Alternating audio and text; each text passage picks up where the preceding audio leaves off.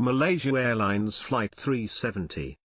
Malaysia Airlines Flight 370, MH370/MAS 370, was an international passenger flight operated by Malaysia Airlines that disappeared from radar on the 8th of March 2014, while flying from Kuala Lumpur International Airport in Malaysia to its planned destination, Beijing Capital International Airport in China. The cause of its disappearance has not been determined. It remains the single deadliest case of aircraft disappearance in history, with all 239 of the plane's occupants presumed deceased. The crew of the Boeing 777-200ER, registered as 9MMRO, last communicated with Air Traffic Control, ATC, around 38 minutes after takeoff when the flight was over the South China Sea. The aircraft was lost from ATC's secondary surveillance radar screens minutes later but was tracked by the Malaysian military's primary radar system for another hour, deviating westward from its planned flight path, crossing the Malay Peninsula and Andaman Sea. It left radar range 200 nautical miles, 370 kilometers, 230 miles, northwest of Penang Island in northwestern Peninsula Malaysia. With all 227 passengers and 12 crew aboard presumed dead, the disappearance of Flight 370 was the deadliest incident involving a Boeing 777, the deadliest of 2014, and the deadliest in Malaysia Airlines history until it was surpassed in all three regards by Malaysia Airlines Flight 17, which was shot down by Russian-backed forces while flying over Ukraine 4 months later on the 17th of July 2014. The search for the missing aircraft became the most expensive search in the history of aviation. It focused initially on the South China Sea and Andaman Sea, before a novel analysis of the aircraft's automated communications with an Inmarsat satellite indicated that the plane had traveled far southward over the southern Indian Ocean. The lack of official information in the days immediately after the disappearance prompted fierce criticism from the Chinese public, particularly from relatives of the passengers, as most people on board Flight 370 were of Chinese origin. Several pieces of debris washed ashore in the western Indian Ocean during 2015 and 2016, many of these were confirmed to have originated from Flight 370. After a 3-year search across 120,000 square kilometers, 46,000 square miles, of ocean failed to locate the aircraft, the Joint Agency Coordination Center heading the operation suspended its activities in January 2017. A second search launched in January 2018 by private contractor Ocean Infinity also ended without success after 6 months. Relying mostly on the analysis of data from the Inmarsat satellite with which the aircraft last communicated, the Australian Transport Safety Bureau, ATSB, initially proposed that a hypoxia event was the most likely cause given the available evidence, although no consensus has been reached among investigators concerning this theory. At various stages of the investigation, possible hijacking scenarios were considered, including crew involvement, and suspicion of the airplane's cargo manifest. Many disappearance theories regarding the flight have also been reported by the media. The Malaysian Ministry of Transport's final report from July 2018 was inconclusive. It highlighted Malaysian ATC's fruitless attempts to communicate with the aircraft shortly after its disappearance. In the absence of a definitive cause of disappearance, air transport industry safety recommendations and regulations citing Flight 370 have been implemented to prevent a repetition of the circumstances associated with the loss. These include increased battery life on underwater locator beacons, lengthening of recording times on flight data recorders and cockpit voice recorders, and new standards for aircraft position reporting over open ocean. Malaysia had supported 58% of the total cost, Australia 32%, and China 10%. Timeline. The aircraft, a Boeing 777-200ER operated by Malaysia Airlines, last made voice contact with ATC at 1:19 MIT, the 8th of March, 1719 UTC, the 7th of March, when it was over the South China Sea, less than an hour after takeoff.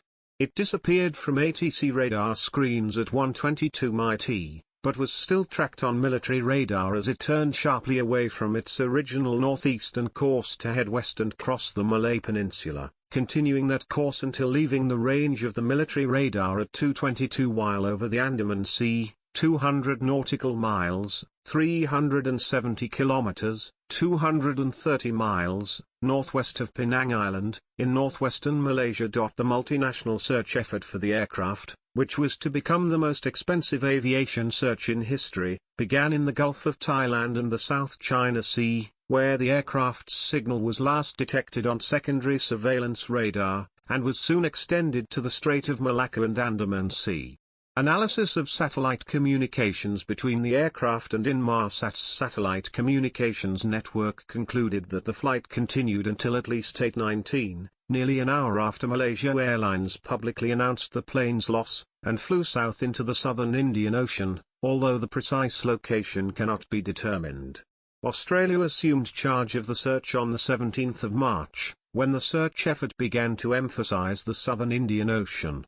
On the 24th of March, the Malaysian government noted that the final location determined by the satellite communication was far from any possible landing sites, and concluded, Flight MH370 ended in the southern Indian Ocean.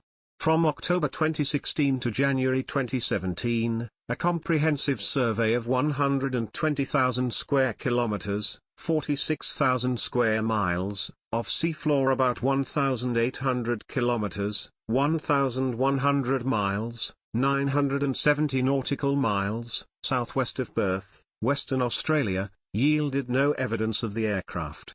Several pieces of marine debris found on the coast of Africa and on Indian Ocean islands off the coast of Africa, the first of which was discovered on the 29th of July 2015 on Réunion, have been confirmed as pieces of Flight 370.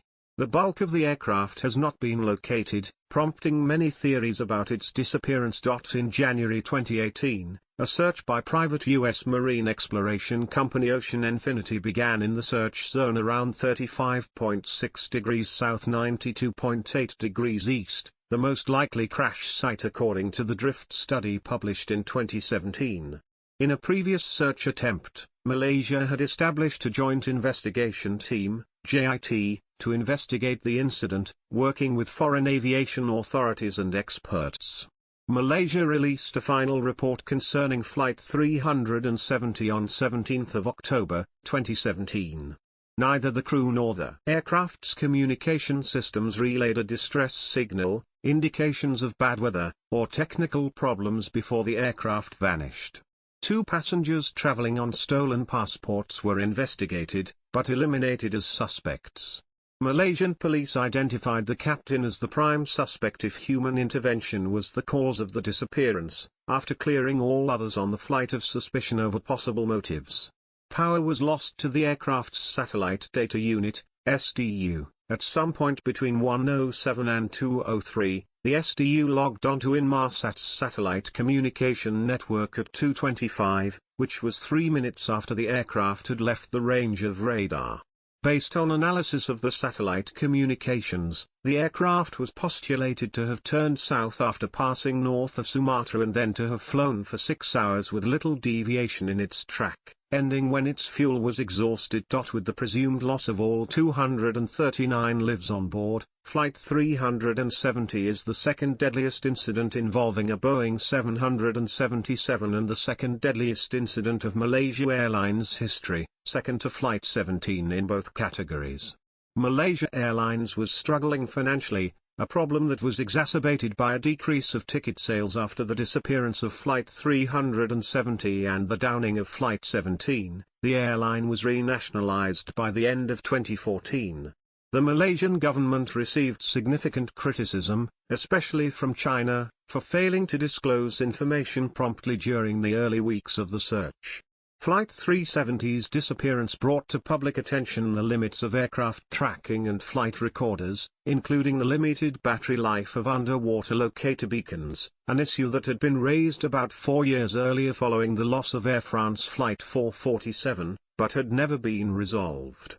In response to Flight 370's disappearance, the International Civil Aviation Organization adopted new standards for aircraft position reporting over open ocean, extended recording time for cockpit voice recorders, and, starting from 2020, new aircraft designs have been required to have a means of recovering the flight recorders, or the information they contain, before they sink into the water.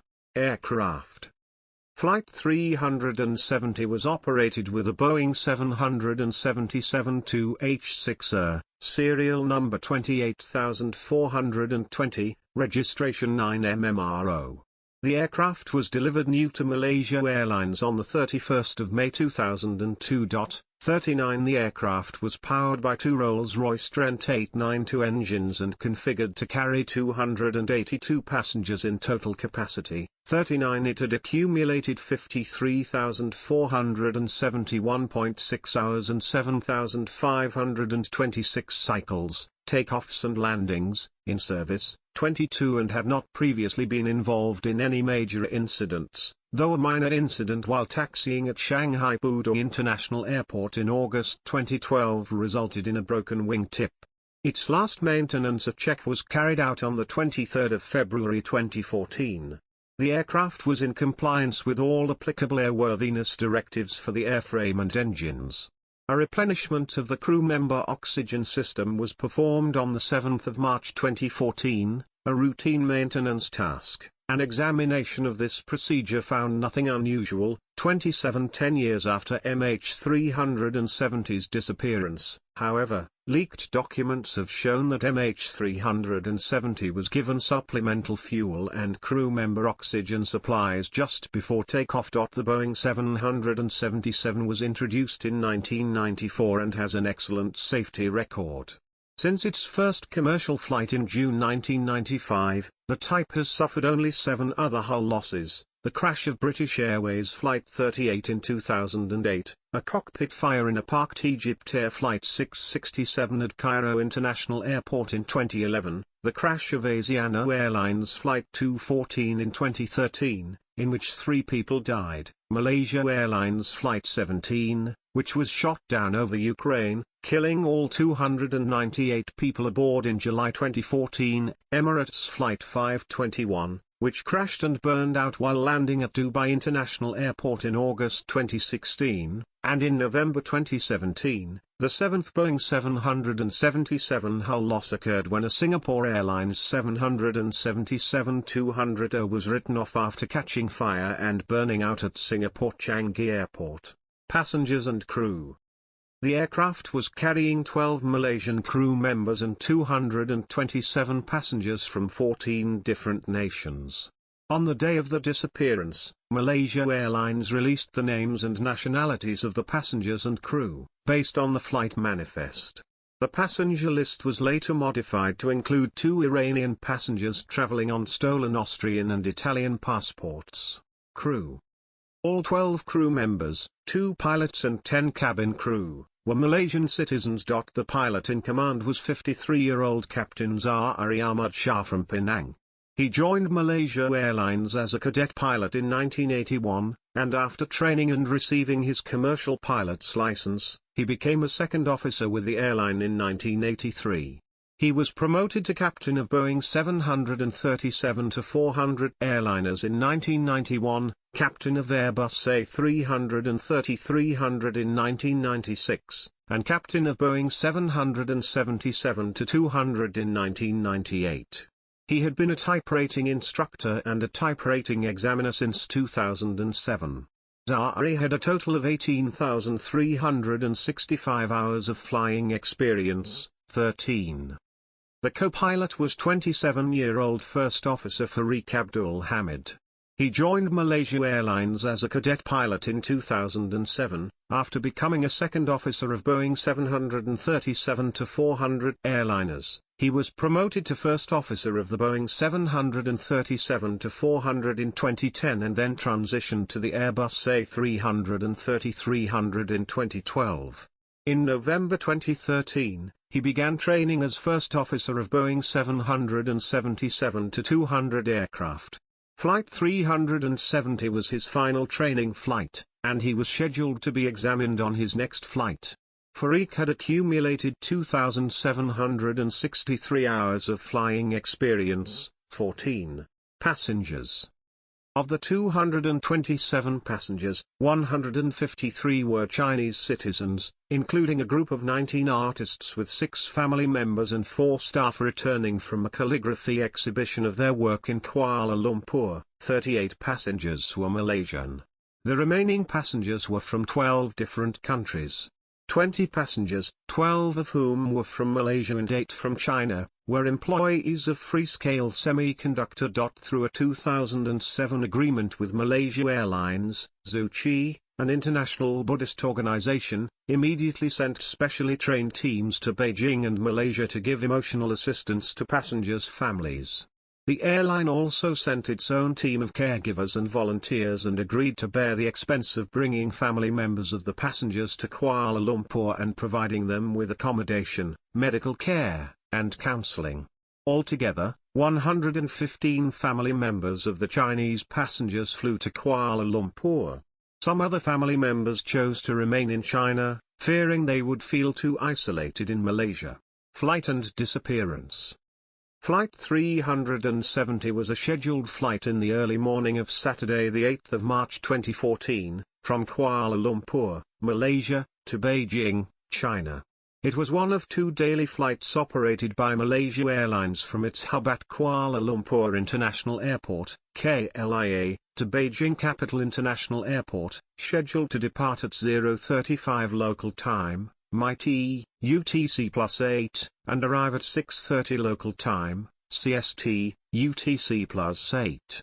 On board were 2 pilots, 10 cabin crew, 227 passengers, and 14,296 kilograms, 31,517 pounds, of cargo. 1:12:30. The planned flight duration was 5 hours and 34 minutes, which would consume an estimated 37,200 kilograms, 82,000 pounds, of jet fuel.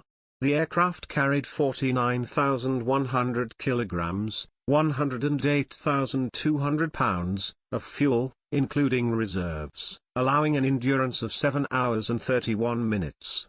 The extra fuel was enough to divert to alternate airports, Jinan Yaoqiang International Airport and Hangzhou Shaoshan International Airport, which would require 4,800 kilograms, 10,600 pounds, or 10,700 kilograms, 23,600 pounds, respectively, to reach from Beijing. 1:30.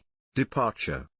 At 0:42 MIT, Flight 370 took off from runway 32R1 and was cleared by Air Traffic Control, ATC, to climb to flight level 180, approximately 18,000 feet, 5,500 meters on a direct path to navigational waypoint Igari, located at 6 degrees 5612 N 103 degrees 35 E. Voice analysis has determined that the first officer communicated with ATC while the flight was on the ground and that the captain communicated with ATC after departure. 21 Shortly after departure, the flight was transferred from the airport's ATC to Lumpur Radar Air Traffic Control on frequency 132.6 MHz. ATC over Peninsular Malaysia and adjacent waters is provided by the Kuala Lumpur Area Control Centre, ACC. Lumpur Radar is the name of the frequency used for en route air traffic. At 0:46, Lumpur Radar cleared Flight 370 to flight level 350, approximately 35,000 feet, 10,700 meters. At 1:01, Flight 370's crew reported to Lumpur Radar that they had reached flight level 350, which they confirmed again at 1:08, 1:02. Communication lost. The aircraft's final transmission before its disappearance from radar was an automated position report, sent using the Aircraft Communications Addressing and Reporting System, ACAS, protocol at 1:06 MIT, 2:36. Among the data provided in this message was the total fuel remaining, 43,800 kilograms, £96,600. 9. The last verbal signal to air traffic control occurred at 1:19:30, when Captain Zahari acknowledged a transition from Lumpur radar to Ho Chi Minh ACC, 2:21 Lumpur radar, Malaysian 370. Contact Ho Chi Minh 120.9. Good night. Flight 370, good night. Malaysian 370. The crew was expected to signal ATC in Ho Chi Minh City as the aircraft passed into Vietnamese airspace, just north of the point where contact was lost. The captain of another aircraft attempted to contact the crew of Flight 370 shortly after 1:30, using the International Air Distress Frequency, to relay Vietnamese air traffic control's request for the crew to contact them. The captain said he was able to establish communication, but heard only mumbling and static. Calls made to Flight 370's cockpit at 2:39 and 7:13 were unanswered, but acknowledged by the aircraft's satellite data unit, 1840. Radar. At 1:20 and 31 seconds MIT, Flight 370 was observed on radar at the Kuala Lumpur ACC as it passed the navigational waypoint Igari, 6 degrees 56'12" and 103 degrees 35'6", in the Gulf of Thailand. 5 seconds later, the MODES symbol disappeared from radar screens. 2 at 1:21 and 13 seconds. Flight 370 disappeared from the radar screen at Kuala Lumpur ACC and was lost at about the same time on radar at Ho Chi Minh ACC, which reported that the aircraft was at the nearby waypoint by TOD. 2. Air traffic control uses secondary radar, which relies on a signal emitted by a transponder on each aircraft. Therefore, the ADS-B transponder was no longer functioning on Flight 370 after 1:21. The final transponder data indicated that the aircraft was flying at its assigned cruise altitude of flight level 350 and was traveling at 471 knots, 872 km per hour, 542 miles per hour, true airspeed. There were few clouds around this point, and no rain or lightning nearby. 33 to 36 later analysis estimated that Flight 370 had 41,500 kilograms, 91,500 pounds, of fuel when it disappeared from secondary radar, 30 at the time that the transponder stopped functioning. The Malaysian military's primary radar showed Flight 370 turning right, but then beginning a left turn to a southwesterly direction. 3 from 1:30 and 35 seconds until 1:35, military radar showed Flight 370 at 35,700 feet, 10,900 meters, on a 231 degrees magnetic heading, with a ground speed of 496 knots, 919 kilometers per hour, 571 miles per hour.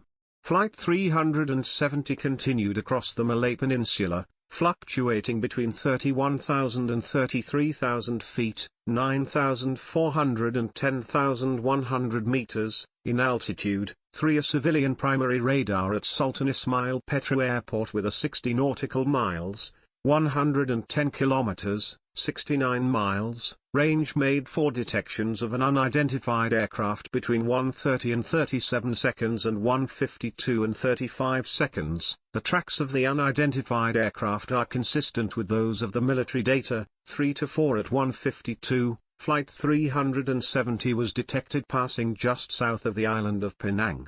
From there, the aircraft flew across the Strait of Malacca, passing close to the waypoint Vampi, and Pulau Perak at 2:03, after which it flew along air route N571 to waypoints Mekar, Neelam, and possibly Agog. 3:38. The last known radar detection, from a point near the limits of Malaysian military radar, was at 2:22, 10 nautical miles, 19 kilometers, 12 miles, after passing waypoint Mekar, 3:7, which is 237 nautical miles, 439 kilometers, 273 miles, from Penang, and 247.3 nautical miles, 458.0 kilometers, 284.6 miles, northwest of Penang Airport at an altitude of 29,500 feet, 9,000 meters.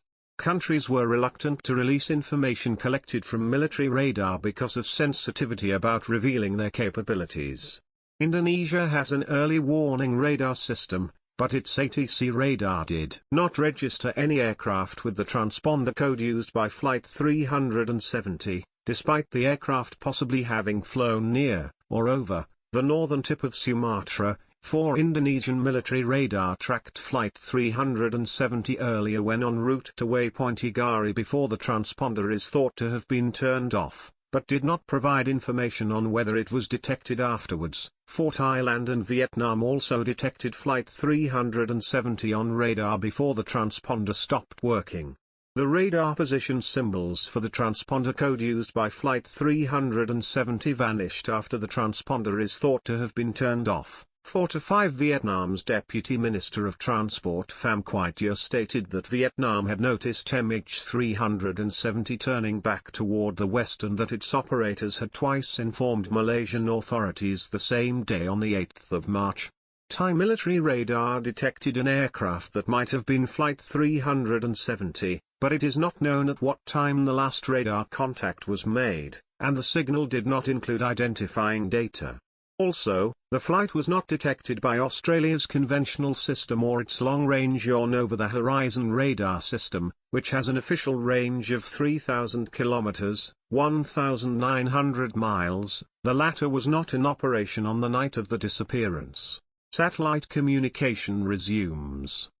Sometime after the final ACAS transmission at 1:06, the satellite communication system aboard the aircraft went offline, possibly due to a power interruption, and remained offline during the plane's initial deviation from its scheduled flight path. However, for an unknown reason, at 2:25 MIT, the aircraft's satellite communication system booted back up and sent a log-on request message, the first message since the ACAS transmission at 1:06, which was relayed by satellite to a ground station, both operated by satellite telecommunications company Inmarsat. After logging onto the network, the satellite data unit aboard the aircraft responded to hourly status requests from Inmarsat for the next 6 hours and 2 ground-to-aircraft telephone calls, at 2:39 and 7:13, both unanswered by the cockpit. 18 The final status request and aircraft acknowledgement occurred at 8:10, about 1 hour and 40 minutes after the flight was scheduled to arrive in Beijing. The aircraft sent a log-on request at 8:19 and 29 seconds, which was followed, after a response from the ground station, by a log-on acknowledgement message at 8:19 and 37 seconds. The log-on acknowledgement is the last piece of data received from Flight 370. The aircraft did not respond to a status request from Inmarsat at 9:15. The general consensus among investigators is that Flight 370 crashed somewhere in the southern Indian Ocean sometime between 8:19 and 9:15 on the 8th of March due to fuel exhaustion, although the exact time and location of the crash remains uncertain. Response by Air Traffic Control. At 1:38 MIT, Ho Chi Minh Area Control Center, ACC, contacted Kuala Lumpur Area Control Center to query the whereabouts of Flight 370 and informed Kuala Lumpur that ACC had not established verbal communication with Flight 370, which was last detected by radar at waypoint Baitode. The two centers exchanged 4 more calls during the next 20 minutes with no new information. At 2:03. Kuala Lumpur ACC relayed to Ho Chi Minh ACC information received from Malaysia Airlines Operations Center that Flight 370 was in Cambodian airspace. Ho Chi Minh ACC contacted Kuala Lumpur ACC twice in the following 8 minutes asking for confirmation that Flight 370 was in Cambodian airspace. At 2:15, the watch supervisor at Kuala Lumpur ACC queried Malaysia Airlines Operations Center, which said that it could exchange signals with Flight 370 and that Flight 370 was in Cambodian airspace. Kuala Lumpur ACC contacted Ho Chi Minh ACC to ask whether the planned flight path for Flight 370 passed through Cambodian airspace. Ho Chi Minh ACC responded that Flight 370 was not supposed to enter Cambodian airspace and that they had already contacted Phnom Penh ACC, which controls Cambodian airspace, which had no communication with Flight 370. Kuala Lumpur ACC contacted Malaysia Airlines Operations Centre at 2:34, inquiring about the communication status with Flight 370, and were informed that Flight 370 was in a normal condition based on a signal download and that it was located at 14 degrees 54 N 109 degrees 15 E. Later, another Malaysia Airlines aircraft, Flight 386 bound for Shanghai, attempted, at the request of Ho Chi Minh ACC, to contact Flight 370 on the Lumpur radar frequency, the frequency on which Flight 370 last made contact with Malaysian air traffic control, and on emergency frequencies. The attempt was unsuccessful. At 3:30, Malaysia Airlines Operations Centre informed Kuala Lumpur ACC that the locations it had provided earlier were based on flight projection and not reliable for aircraft positioning. Over the next hour, Kuala Lumpur ACC contacted Ho Chi Minh ACC asking whether they had signalled Chinese air traffic control. At 5:09, Singapore ACC was queried for information about Flight 370. At 5:20, an undisclosed official contacted Kuala Lumpur ACC requesting information about Flight 370. He opined that, based on known information, MH370 never left Malaysian airspace. The watch supervisor at Kuala Lumpur ACC activated the Kuala Lumpur Aeronautical Rescue Coordination Centre, ARCC, at 5:30, more than 4 hours after communication was lost with Flight 370. The ARCC is a command post at an area control center that coordinates search and rescue activities when an aircraft is lost. Presumed loss. Malaysia Airlines issued a media statement at 7:24 MIT on the 8th of March, 1 hour after the scheduled arrival time of the flight at Beijing, stating that communication with the flight had been lost by Malaysian ATC at 2:40 and that the government had initiated search and rescue operations. Unbeknownst to investigators or Malaysia Airlines at the time, Flight 370 was still airborne at the time of this initial media statement, and search and rescue operations were commenced while the plane was still in flight over the Indian Ocean, albeit the search and rescue operations initially focused on the South China Sea, not the Indian Ocean where Flight 370 presumably crashed. The time when contact was lost was later corrected to 1:21. Neither the crew nor the aircraft's communication systems relayed a distress signal, indications of bad weather, or technical problems before the aircraft vanished from radar screens. On the 24th of March, Malaysian Prime Minister Najib Razak appeared before media at 2200 hours local time to give a statement regarding Flight 370, during which he announced that he had been briefed by the Air Accidents Investigation Branch that it and Inmarsat, the satellite data provider, had concluded that the airliner's last position before it disappeared was in the southern Indian Ocean. As no places exist where it could have landed, the aircraft must therefore have crashed into the sea. Just before Najib spoke at 2200 hours MIT, an emergency meeting was called in Beijing for relatives of Flight 370 passengers. Malaysia Airlines announced that Flight 370 was assumed lost with no survivors.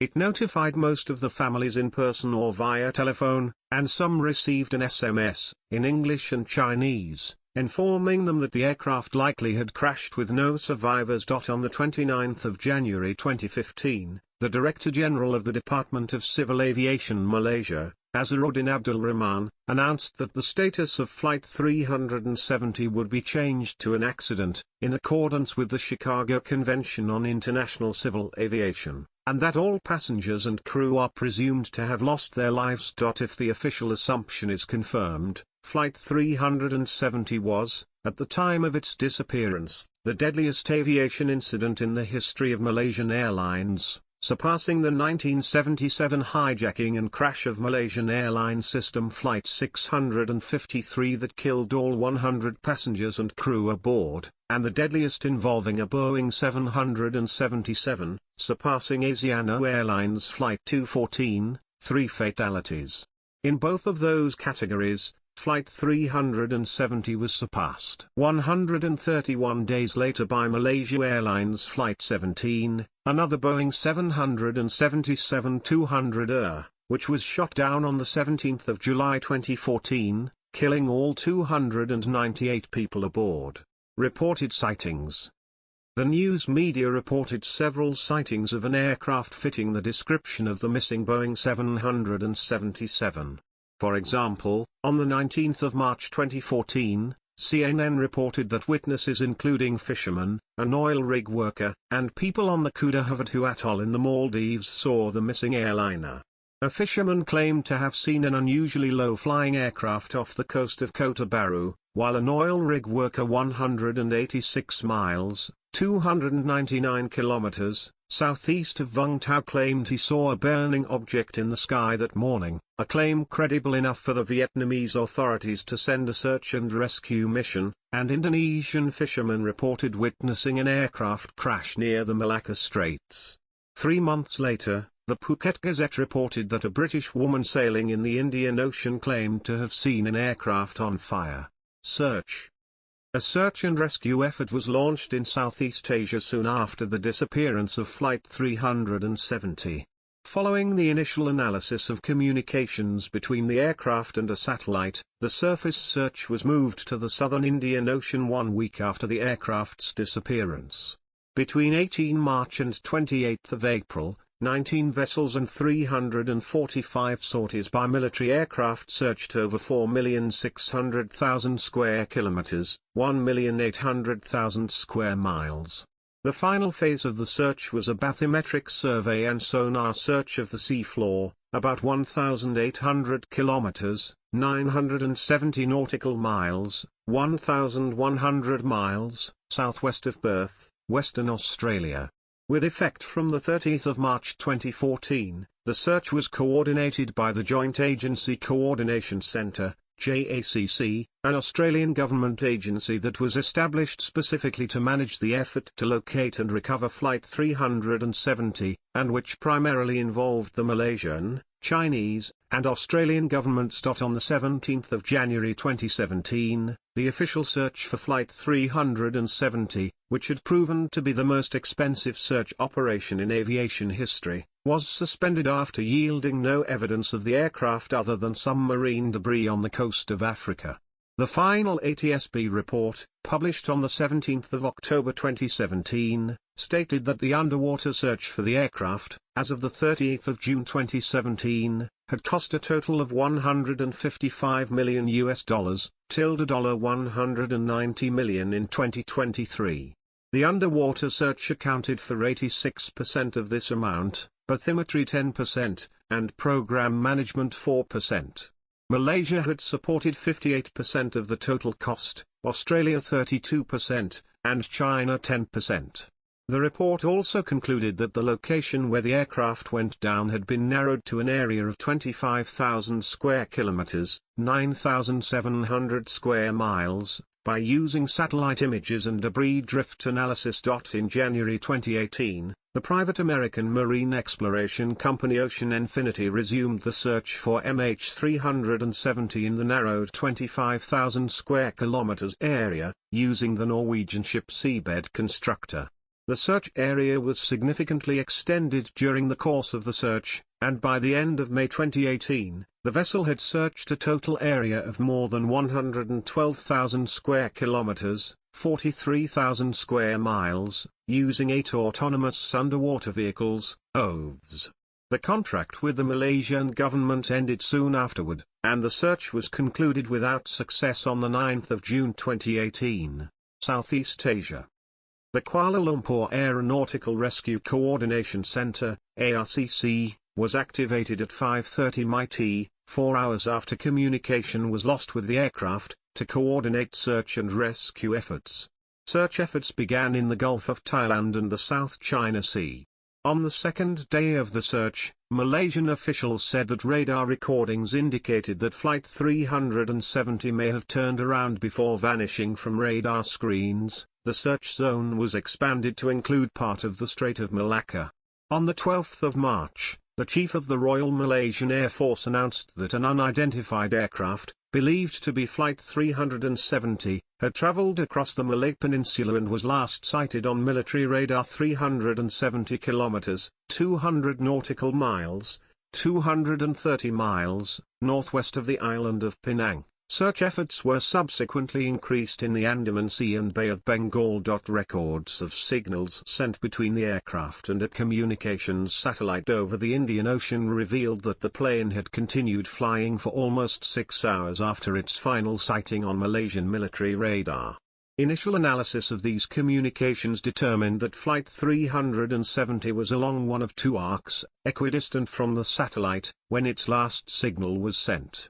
On the 15th of March, the same day upon which the analysis was disclosed publicly, authorities announced that they would abandon search efforts in the South China Sea, Gulf of Thailand, and Strait of Malacca in order to focus their efforts on the two corridors. The northern arc, from northern Thailand to Kazakhstan, was soon discounted, for the aircraft would have had to pass through heavily militarized airspace, and those countries claimed that their military radar would have detected an unidentified aircraft entering their airspace. Southern Indian Ocean. The emphasis of the search was shifted to the southern Indian Ocean west of Australia and within Australia's aeronautical and maritime search and rescue regions that extend to 75 degrees east longitude. Accordingly, on the 17th of March, Australia agreed to manage the search in the southern locus from Sumatra to the southern Indian Ocean. Initial search. From 18 to the 27th of March 2014, the search effort focused on a 315,000 square kilometers, 122,000 square miles, area about 2,600 kilometers, 1,400 nautical miles, 1,600 miles, southwest of Perth. The search area, which Australian Prime Minister Tony Abbott called as close to nowhere as it's possible to be, is renowned for its strong winds, inhospitable climate, hostile seas, and deep ocean floors. Satellite imagery of the region was analysed, several objects of interest and two possible debris fields were identified on images made between 16 and 26 March. None of these possible objects were found by aircraft or ships. Revised estimates of the radar track and the aircraft's remaining fuel led to a move of the search 1,100 kilometers, 590 nautical miles, 680 miles, northeast of the previous area on the 28th of March, which was followed by another shift on the 4th of April. Between 2 and 17 April, an effort was made to detect the underwater locator beacons, ULBs, informally known as pingers, attached to the aircraft's flight recorders, because the beacon's batteries were expected to expire around the 7th of April. Australian naval cutter Adverb Ocean Shield, equipped with a towed pinger locator, TPL, joined China's Hexian 01, equipped with a handheld hydrophone, and the Royal Navy's HMS Echo, equipped with a hull-mounted hydrophone. In the search, 11 to 12:36 operators considered the effort to have little chance of success given the vast search area and the fact that a TPL can only search up to 130 square kilometers, 50 square miles, per day.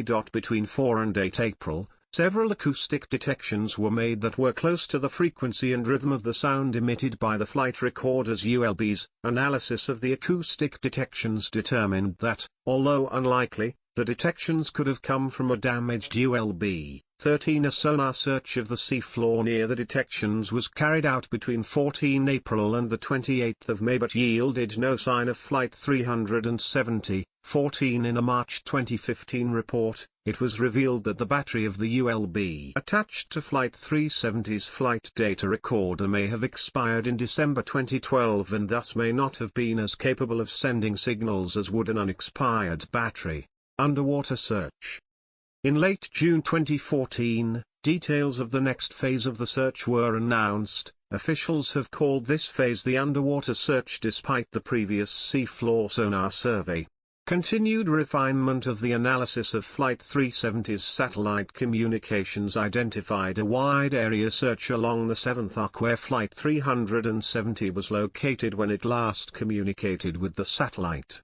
The priority search area was in the southern extent of the wide area search. Some of the equipment used for the underwater search is most effective when towed 200 meters, 650 feet, above the sea floor at the end of a 9.7 kilometers, 6 miles, cable. Available bathymetric data for this region was of poor resolution, thus necessitating a bathymetric survey of the search area before the underwater phase began. Commencing in May, the survey charted around 208,000 square kilometers, 80,000 square miles, of seafloor until the 17th of December 2014, when it was suspended so that the ship conducting the survey could be mobilized in the underwater search. The governments of Malaysia, China, and Australia made a joint commitment to thoroughly search 120,000 square kilometers, 46,000 square miles, of seafloor. This phase of the search, which began on the 6th of October 2014, used 3 vessels equipped with towed deep-water vehicles that use side-scan sonar, multi-beam echo sounders, and video cameras to locate and identify aircraft debris. A 4th vessel participated in the search between January and May 2015, using a NOV to search areas that could not be effectively searched using equipment on the other vessels. Following the discovery of the Flaperon on Réunion, the Australian Transport Safety Bureau, ATSB, reviewed its drift calculations for debris from the aircraft and, according to the JAC, was satisfied that the search area was still the most likely crash site.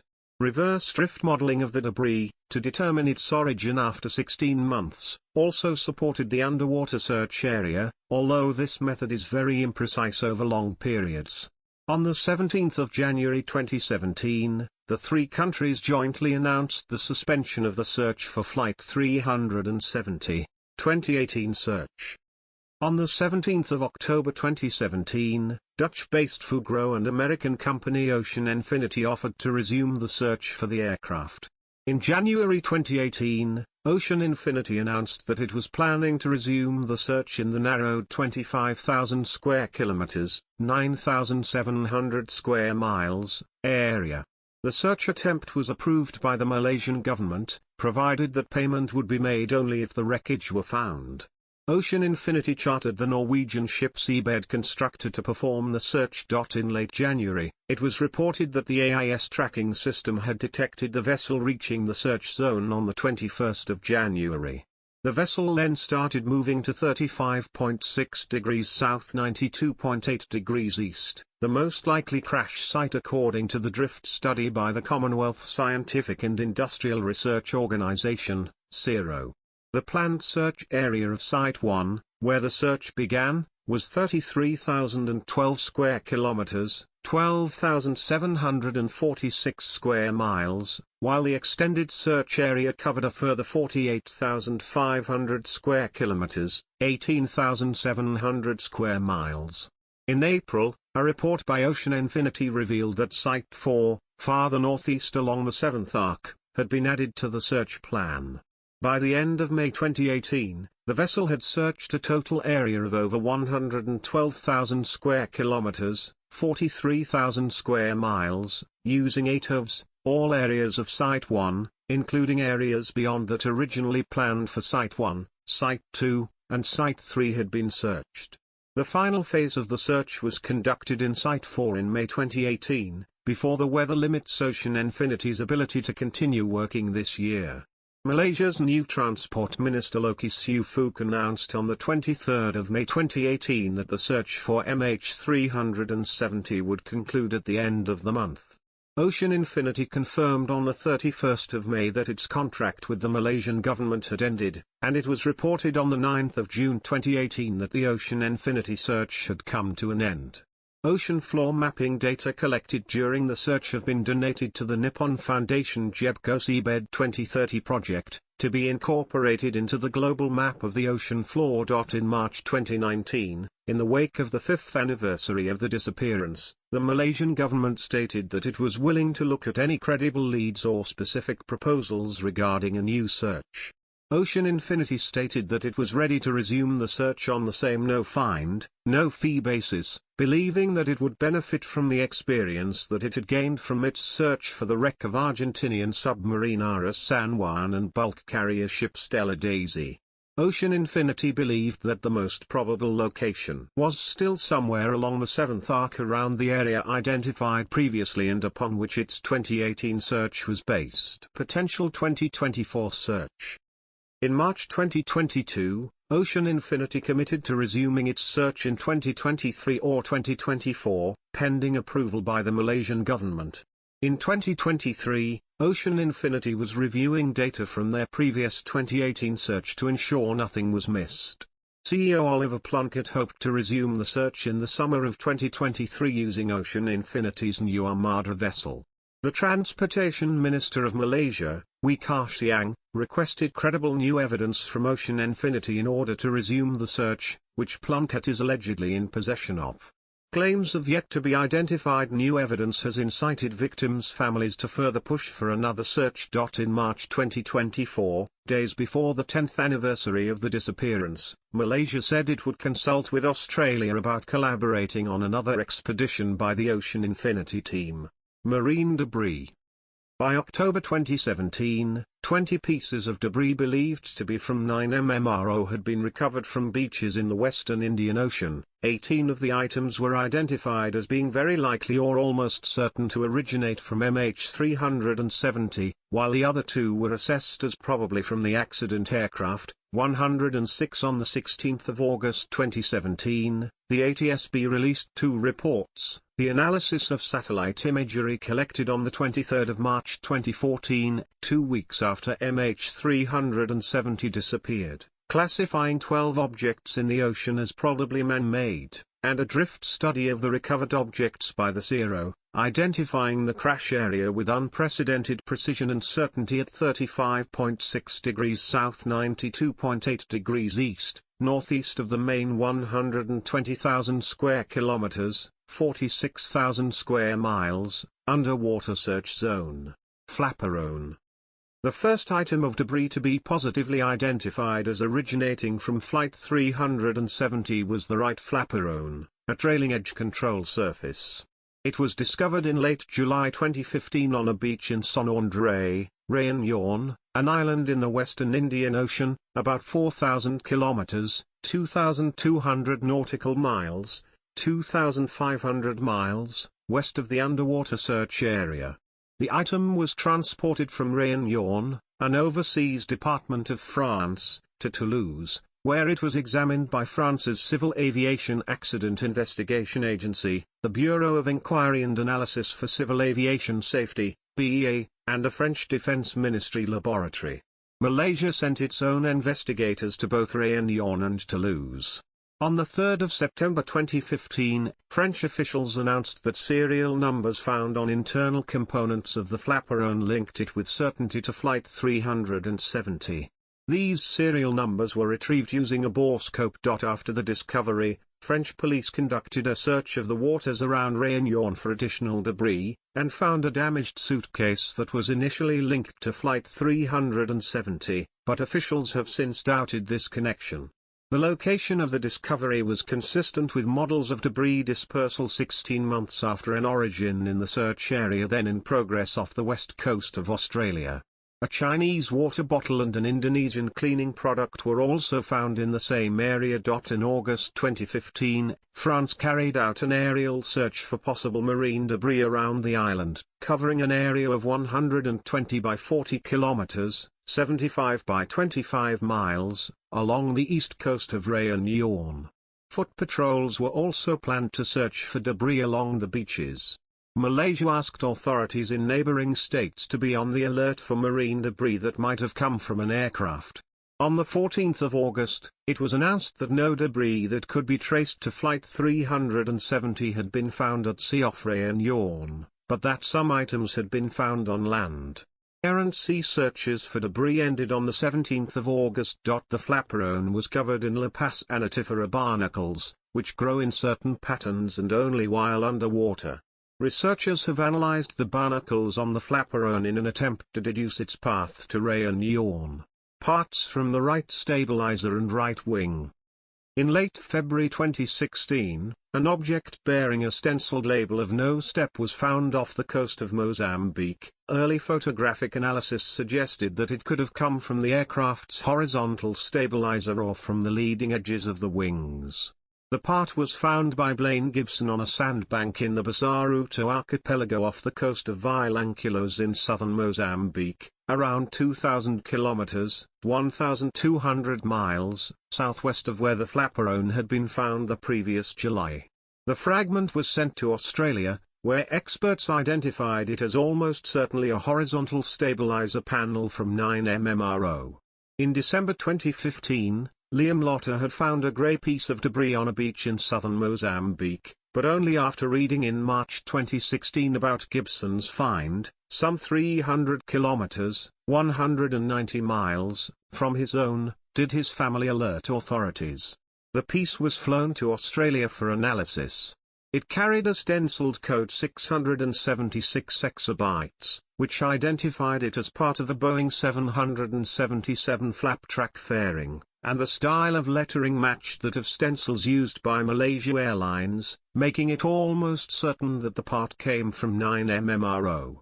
The locations where the objects were found are consistent with the drift model performed by Zero, further corroborating that the parts could have come from Flight 370. Other debris. On the 7th of March 2016, more debris, possibly from the aircraft, was found on the island of Réunion.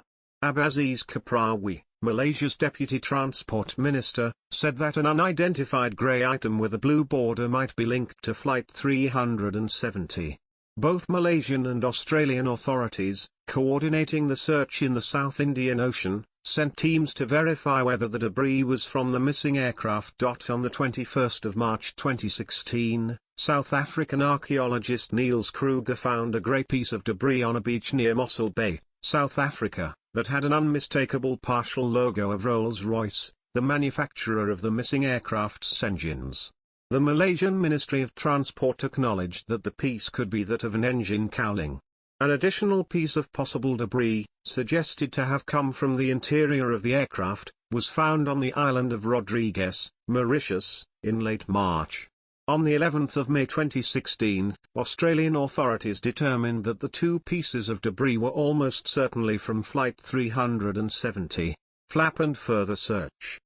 On the 24th of June 2016, Australian Transport Minister Darren Chester said that a piece of aircraft debris had been found on Pemba Island, off the coast of Tanzania. It was handed over to the authorities so that experts from Malaysia could determine its origin. On the 20th of July, the Australian government released photographs of the piece, which was believed to be an outboard flap from one of the aircraft's wings.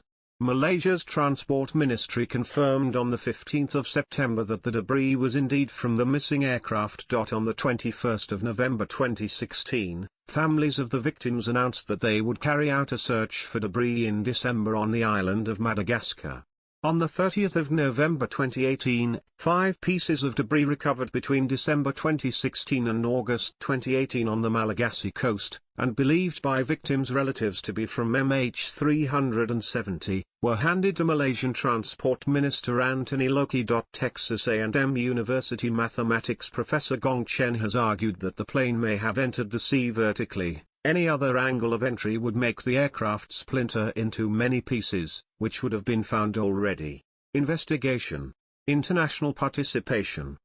Malaysia quickly assembled a joint investigation team, JIT, consisting of specialists from Malaysia, China, the United Kingdom, the United States, and France, one which was led in accordance with ICAO standards by an independent investigator in charge.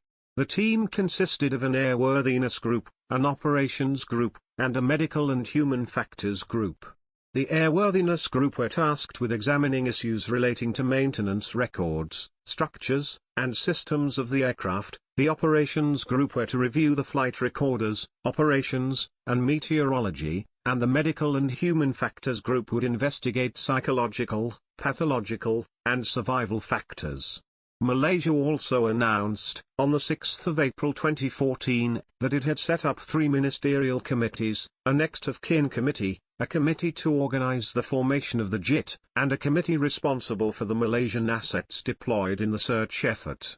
The criminal investigation was led by the Royal Malaysia Police, 9 assisted by Interpol and other relevant international law enforcement authorities. On the 17th of March, Australia took control of coordinating the search, rescue, and recovery operations.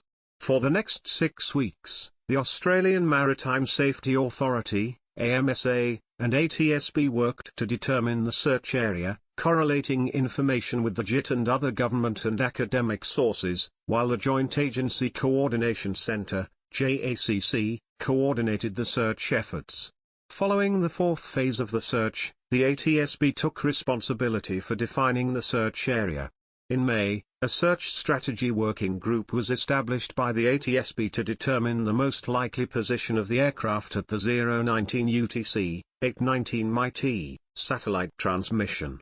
The working group included aircraft and satellite experts from Air Accidents Investigation Branch, UK, Boeing, US, Defence Science and Technology Group, Australia, Department of Civil Aviation, Malaysia, Inmarsat, UK, National Transportation Safety Board, US, and Thales, France. As of October 2018, France was the only country that was continuing the investigation, by means of its air transport gendarmerie, with the intention of verifying all of the technical data transmitted, particularly those provided by Inmarsat. In 2024, researchers at Cardiff University in the United Kingdom conducted a study on underwater hydrophone signals generated by airplane crashes in the ocean.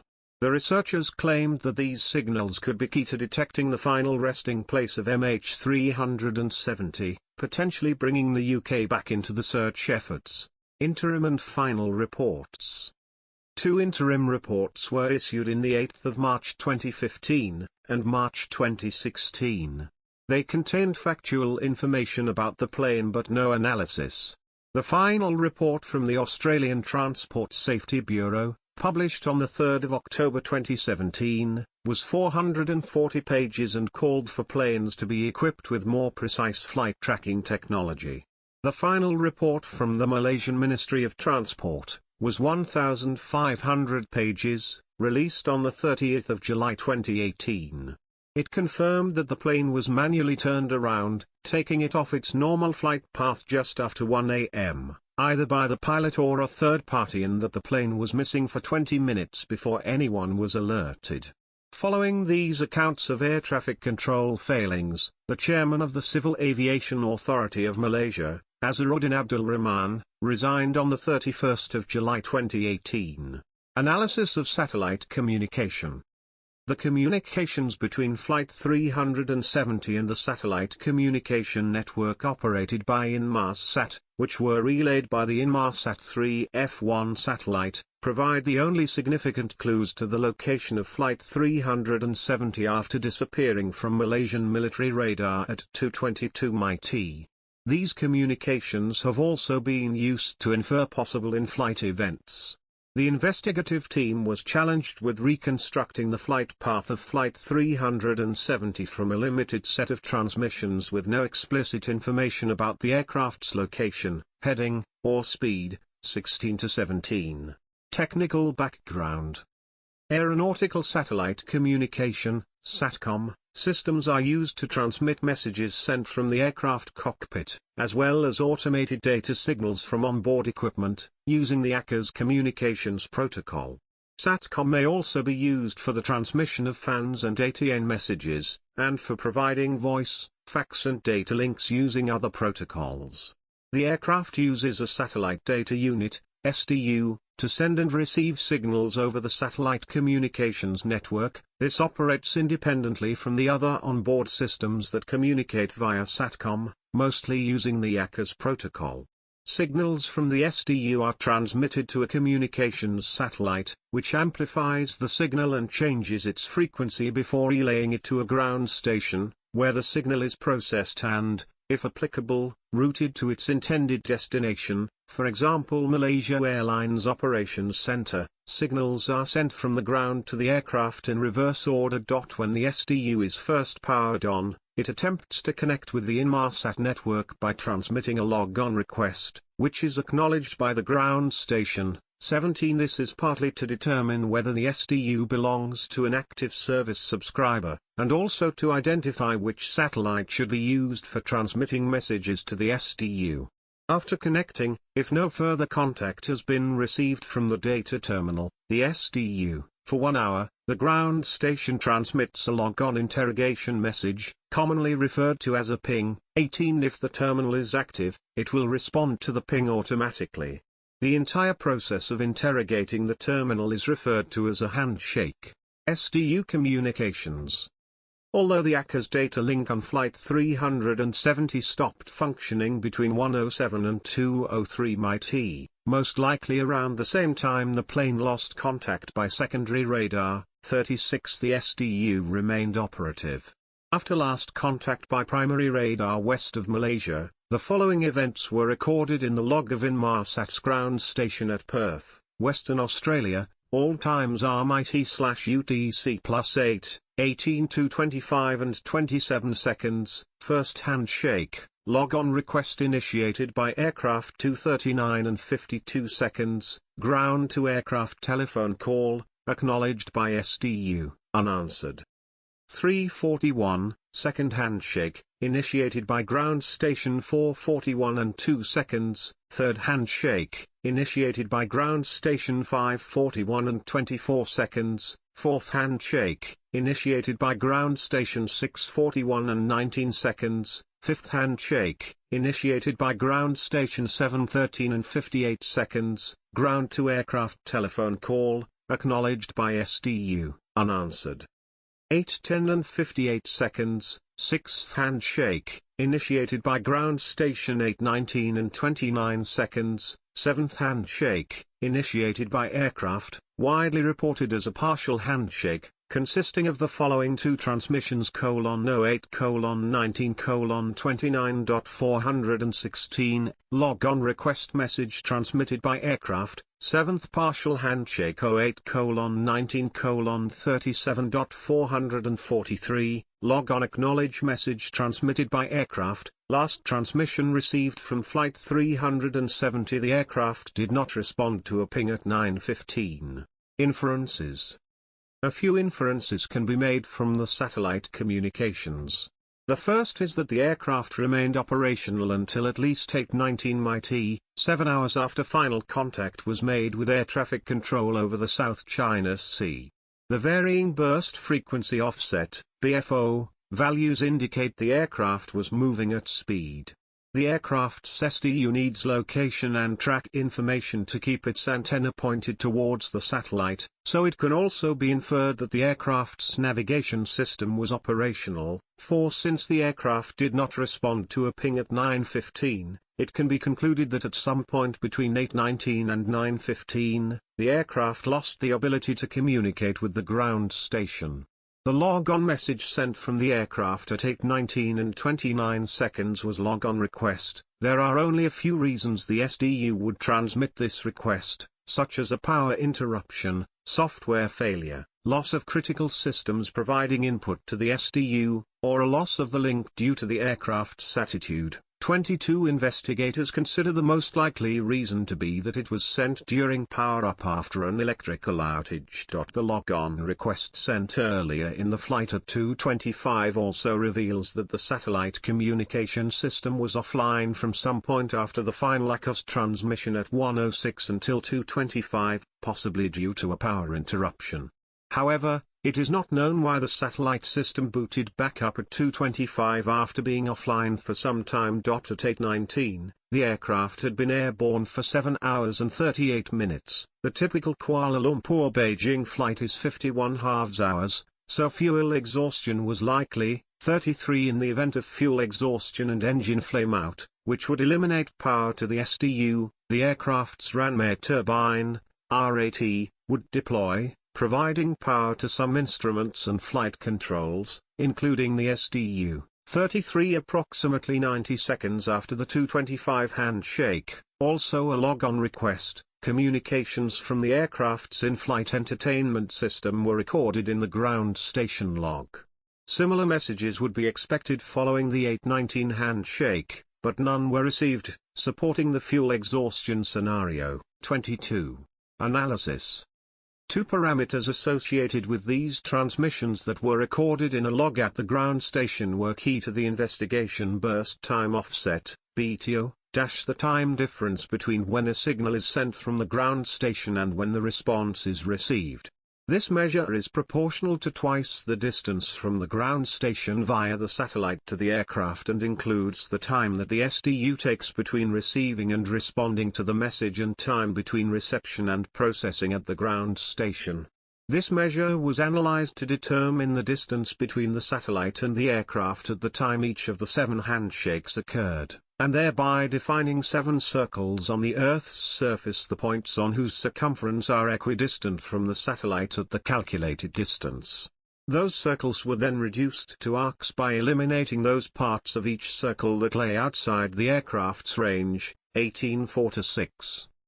Burst frequency offset, BFO, the difference between the expected and received frequency of transmissions. The difference is caused by Doppler shifts as the signals traveled from the aircraft to the satellite to the ground station, the frequency translations made in the satellite and at the ground station, a small, constant error, bias, in the SDU that results from drift and aging, and compensation applied by the SDU to counter the Doppler shift on the uplink.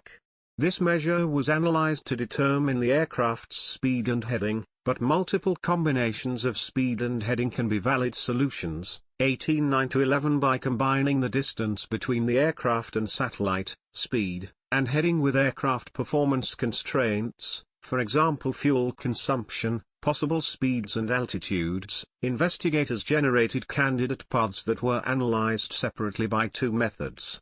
The first assumed the aircraft was flying on one of the 3 autopilot modes. 2 are further affected by whether the navigation system used magnetic north or true north as a reference, calculated the BTO and BFO values along these routes, and compared them with the values recorded from Flight 370. The second method generated paths which had the aircraft's speed and heading adjusted at the time of each handshake to minimize the difference between the calculated BFO of the path and the values recorded from Flight 370. 18:25-28 10-11 A probability distribution for each method at the BTO arc of the 6th handshake of the 2 methods was created and then compared. 80% of the highest probability paths for both analyses combined intersect the BTO arc of the 6th handshake between 32.5 degrees south and 38.1 degrees south, which can be extrapolated to 33.5 degrees south and 38.3 degrees south along the BTO arc of the 7th handshake. 12. Analysis of hydrophone data.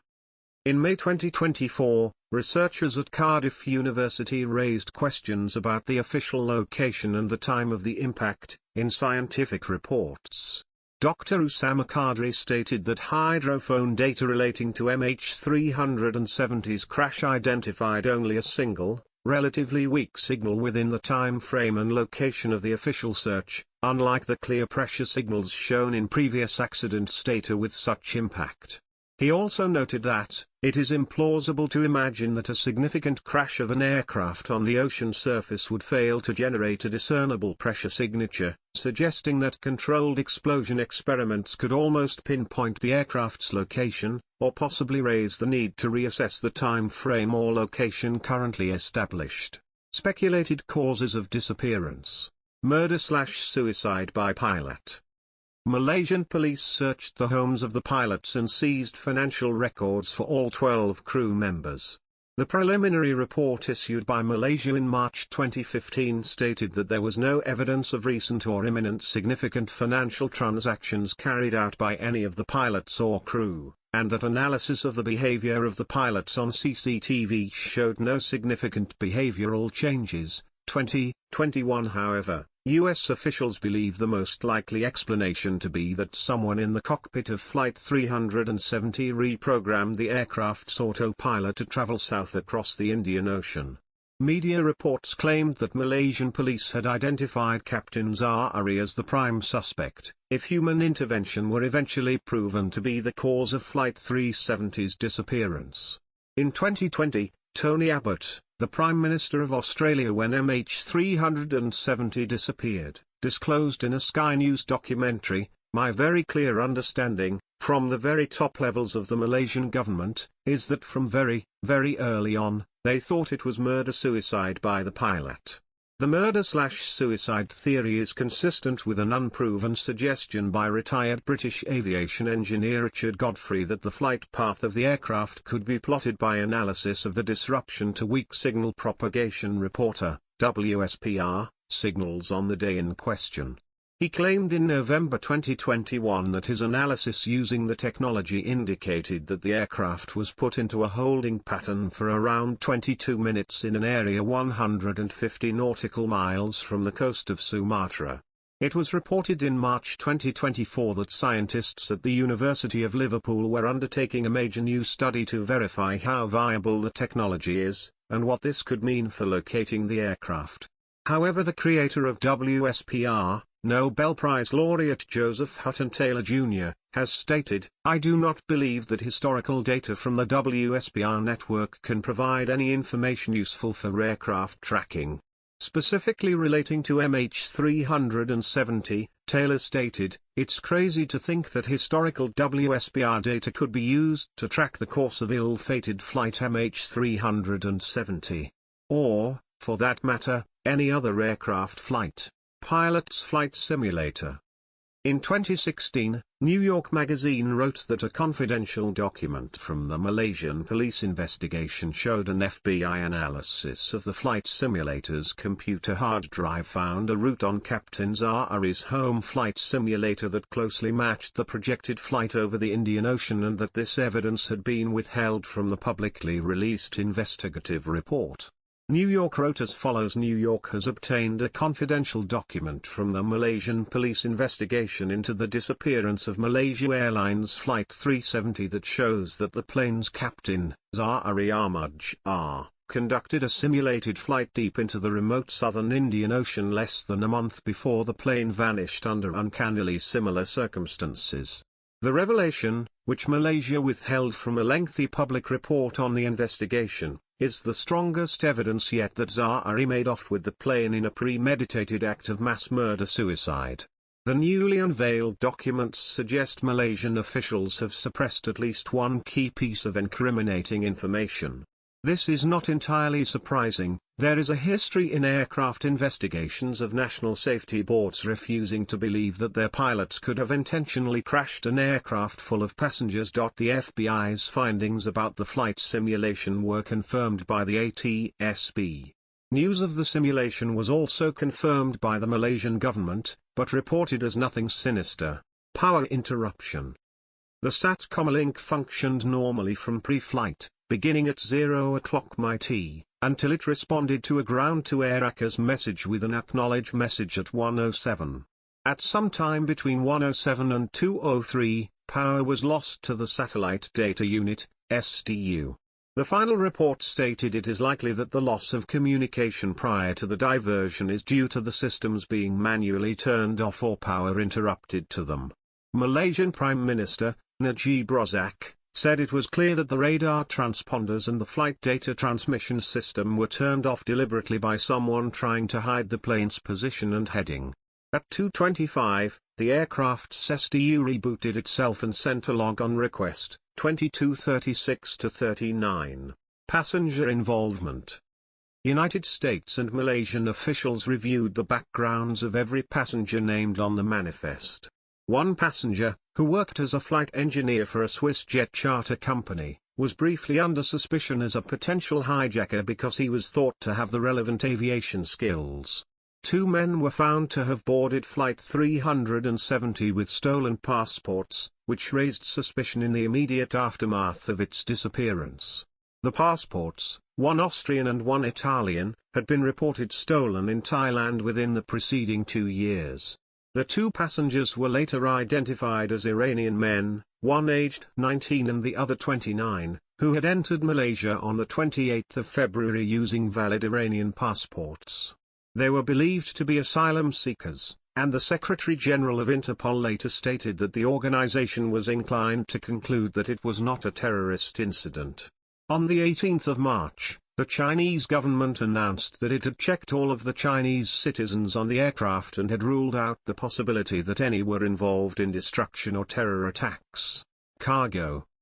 Flight 370 was carrying 10,806 kilograms, 23,823 pounds, of cargo, of which 4 unit load devices, standardized cargo containers, of mangosteens, a tropical fruit, total 4,566 kilograms, 10,066 pounds, and 221 kilograms, 487 pounds, of lithium-ion batteries were of interest, according to Malaysian investigators, 103, 107 to 109 according to the head of Malaysian police, Khalid Abu Bakar. The people who handled the mangosteens and the Chinese importers were questioned to rule out sabotage. The lithium-ion batteries were contained in a 2,453 kilograms, 5,408 pounds, consignment being shipped from Motorola Solutions facilities in Bayan La Paz, Malaysia, to Tianjin,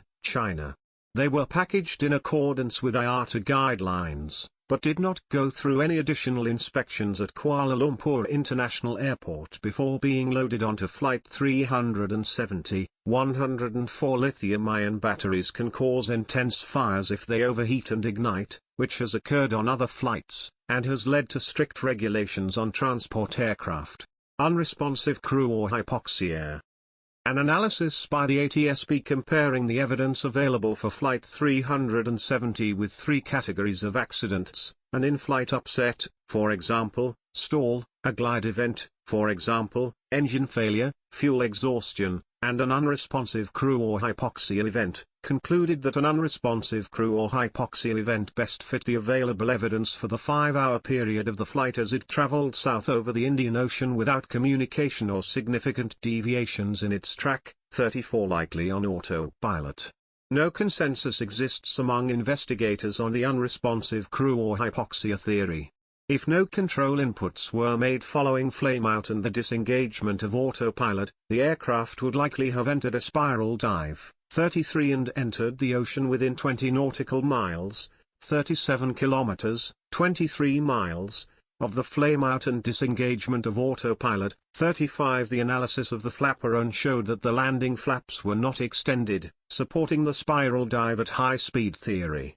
In May 2018, the ATSB again asserted that the flight was not in control when it crashed, its spokesperson adding that we have quite a bit of data to tell us that the aircraft, if it was being controlled at the end, it wasn't very successfully being controlled. Aftermath. Criticism of Malaysian authorities' management of information. Public communication from Malaysian officials regarding the loss of Flight 370 was initially beset with confusion.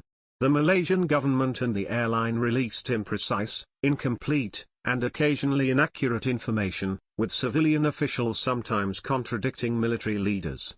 Malaysian officials were criticized for such persistent release of contradictory information, most notably regarding the last location and time of contact with the aircraft. Malaysia's acting Transport Minister Hishamuddin Hussein, who was also the country's defense minister, until May 2018, denied the existence of problems between the participating countries, but academics explained that because of regional conflicts, there were genuine trust issues involved in cooperation and sharing intelligence, and that these were hampering the search. International relations experts suggested that entrenched rivalries over sovereignty, security, intelligence, and national interests made meaningful multilateral cooperation very difficult. A Chinese academic made the observation that the parties were searching independently, and it was therefore not a multilateral search effort. The Guardian newspaper noted the Vietnamese permission given for Chinese aircraft to overfly its airspace as a positive sign of cooperation.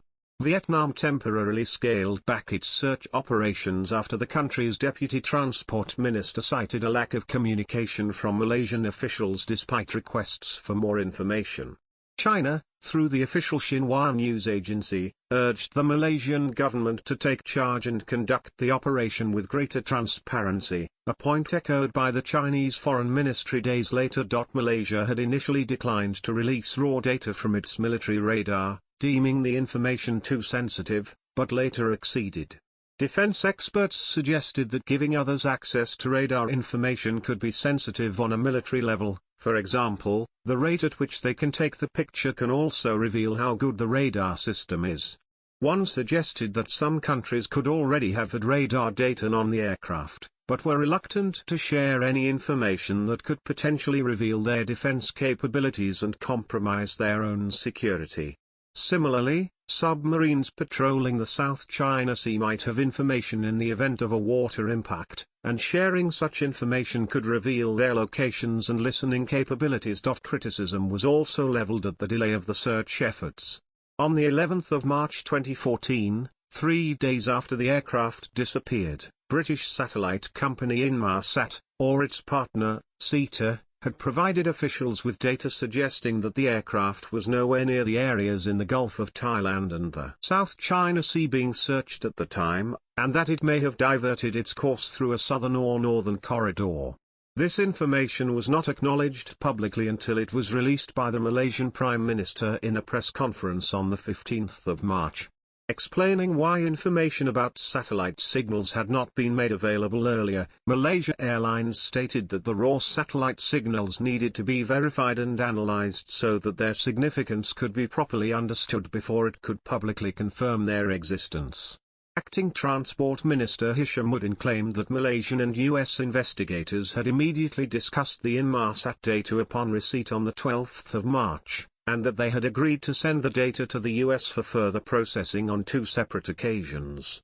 Data analysis was completed on the 14th of March, by which time the RIP had independently arrived at the same conclusion. In June 2014, relatives of passengers on Flight 370 began a crowdfunding campaign on Indiegogo to raise $100,000. $128,704 in 2023 with an ultimate goal of raising $5 million as a reward to encourage anyone with knowledge of the location of Flight 370, or the cause of its disappearance, to reveal what they knew.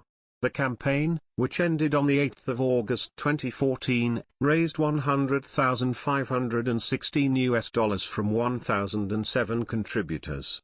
Malaysia Airlines. A month after the disappearance, Malaysia Airlines chief executive Ahmad Johari Yahya acknowledged that ticket sales had declined but failed to provide specific details. This may have partially resulted from the suspension of the airline's advertising campaigns following the disappearance. Ahmad stated in an interview with the Wall Street Journal that the airline's primary focus is that we do take care of the families in terms of their emotional needs and also their financial needs. It is important that we provide answers for them. It is important that the world has answers, as well. In further remarks, Ahmad said he was not sure when the airline could start repairing its image, but that the airline was adequately insured to cover the financial loss stemming from Flight 370's disappearance. In China, where the majority of passengers were from, bookings on Malaysia Airlines were down 60% in March. Malaysia Airlines retired the MH370 flight number and replaced it with MH318, Flight 318, beginning the 14th of March 2014. This follows a common practice among airlines to redesignate flights after notorious accidents. As of October 2023, Malaysia Airlines still operates the Kuala Lumpur, Beijing route as MH318, however the airline now flies into Beijing Doshing rather than Beijing capital. Malaysia Airlines was given $110 million $139 million in 2023, from insurers in March 2014 to cover initial payments to passengers' families and the search effort. In May, remarks from lead reinsurer of the flight, Allianz, indicated the insured market loss on Flight 370, including the search, was about $350 million. In 2017, Malaysia Airlines announced that they are the first airline to sign up for a new service that would track its airplanes anywhere in the world using orbiting satellites. Financial troubles. At the time of Flight 370's disappearance, Malaysia Airlines was struggling to cut costs to compete with a wave of new, low-cost carriers in the region. In the previous 3 years, Malaysia Airlines had booked losses of RM 1.17 billion, $356 million in 2013, RM 433 million in 2012, and RM 2.5 billion in 2011. Malaysia Airlines lost RM 443.4 million, $137.4 million in the first quarter of 2014, January to March. The second quarter, the first full quarter in the aftermath of Flight 370's disappearance, saw a loss of RM 307.04 million, $97.6 million, representing a 75% increase over losses from the second quarter of 2013. Industry analysts expected Malaysia Airlines to lose further market share and face a challenging environment to stand out from competitors while addressing its financial plight. The company's stock, down as much as 20% following the disappearance of Flight 370, had fallen 80% over the previous 5 years, in contrast to a rise in the Malaysian stock market of about 80% over the same period. Many analysts and the media suggested that Malaysia Airlines would need to rebrand and repair its image and require government assistance to return to profitability. The loss of Flight 17 in July greatly exacerbated Malaysia Airlines' financial problems. The combined effect on consumer confidence of the loss of Flight 370 and Flight 17, and the airline's poor financial performance, led Khazanah Nasional, the majority shareholder, 69.37%, and a Malaysian state-run investment arm, to announce on the 8th of August its plan to purchase the remainder of the airline, thereby renationalising it. Malaysia Airlines renationalised on the 1st of September 2015. Compensation for passengers next of kin. Lack of evidence in determining the cause of Flight 370's disappearance, as well as the absence of any physical confirmation that the airplane crashed, raises many issues regarding responsibility for the accident and the payments made by insurance agencies. Under the Montreal Convention, it is the carrier's responsibility to prove lack of fault in an accident, and each passenger's next of kin are automatically entitled, regardless of fault, to a payment of approximately $175,000 from the airline's insurance company, amounting to a total of almost $40 million for the 227 passengers on board. Malaysia Airlines was also vulnerable to civil action from passengers' families. Compensation awarded during civil cases, or settlements reached out of court, was likely to vary widely among passengers, based on the country where the proceedings were to take place. An American court could be expected to award upwards of $10 million, while Chinese courts would be likely to award a small fraction of that amount. Despite the announcement that the flight ended in the southern Indian Ocean, it was not until the 29th of January 2015 that the Malaysian government officially declared Flight 370 an accident with no survivors, a move that would allow compensation claims to be made. The first civil case relating to the disappearance was filed in October 2014, even before Flight 370 had been declared an accident. On behalf of 2 Malaysian boys whose father was a passenger, they were claiming for negligence in failing to contact the aircraft soon after it was lost and for breach of contract for failing to bring the passenger to his destination. Additional civil proceedings against Malaysia Airlines were filed in China and Malaysia. Soon after the disappearance of Flight 370, Malaysia Airlines offered ex gratia condolence payments to families of the passengers.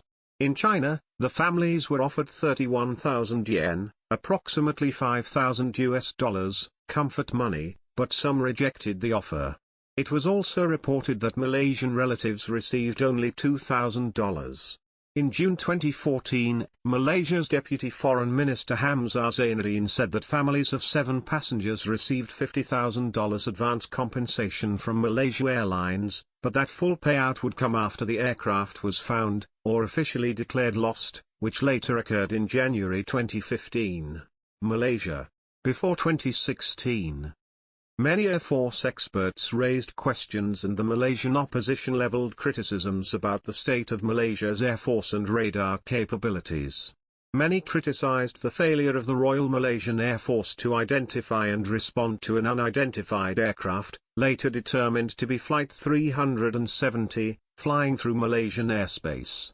The Malaysian military became aware of the unidentified aircraft only after reviewing radar recordings several hours after the flight's disappearance. The failure to recognize and react to the unidentified aircraft was a security breach, and was also a missed opportunity to intercept Flight 370 and prevent the time-consuming and expensive search operation. The Malaysian Prime Minister, Najib Razak, responded to criticism of his government in an opinion piece published in the Wall Street Journal in which he acknowledged mistakes had been made, and said time would show that Malaysia had done its best, had helped coordinate the search, and would continue to provide support. Najib went on to emphasize the need for the aviation industry to not only learn the lessons of MH370 but implement them, saying in closing that the world learned from Air France Flight 447 but didn't act. The same mistake must not be made again. Opposition leader Anwar Ibrahim criticized the Malaysian government regarding its response to Flight 370's disappearance and the military's response when Flight 370 turned back over the Malay Peninsula. He called for an international committee to take charge of the investigation to save the image of the country and to save the country. Malaysian authorities have accused Anwar, who was jailed on contentious charges the day before Flight 370 disappeared, of politicizing the crisis. Flight 370's captain was a supporter of Anwar, and the two men were acquainted. Questioned about why Malaysia did not scramble fighter jets to intercept the aircraft as it tracked back across the Malay Peninsula, Acting Transport Minister Hishamuddin noted that it was deemed a commercial aircraft and was not hostile, remarking, "If you're not going to shoot it down, what's the point of sending up?" According to former Air Force pilot Major Ahmad Zaidi of RAF Butterworth, no pilot stays on the base during the night, so the aircraft could not have been intercepted. The response to the crisis and lack of transparency in the response brought attention to the state of media in Malaysia. After decades of tight media control, during which government officials were accustomed to passing over issues without scrutiny or accountability, Malaysia was suddenly thrust into the spotlight of the global media and unable to adjust to demands for transparency. March 2020. On the 8th of March 2020, 6 years after the disappearance, 2 memorial events were held to mark the anniversary. Families of MH370 passengers called for a new search for the flight in a bid to seek closure. Malaysia's former Transport Minister Anthony Loki had attended one of the events, expressing regret at being unable to table the compensation documents at the cabinet level as per his original intent. The families hoped that the new Transport Minister Wee Ka Siang could expedite the compensation matters. Malaysia's Transport Ministry Secretary General, Ukishami Shok, stated that he had already submitted a request to meet the Prime Minister, Muhyiddin Yassin, the following week of 15 to the 22nd of March so that he could present the paper on compensation for the families of MH370 victims, and that the ministry would also continue to seek support from the new government to resume the search for the missing aircraft. China.